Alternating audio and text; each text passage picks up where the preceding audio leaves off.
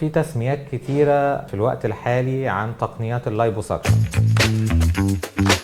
أشهر حاجة لايبوساكشن 4D، لايبوساكشن 3D. هي النتيجة بتاعتهم بتبقى إن إحنا عايزين نحصل على نحت للقوام بحيث إنه يبرز تنايات العضلات أو التنايات بتاعة الجسم بصورة يعني واضحة. ال4D النتيجة اللي أنا بوصل لها إن شكل الجسم يبقى منحوت والعضلات تبقى مرسومة، عضلات البطن وعضلات الأجناب.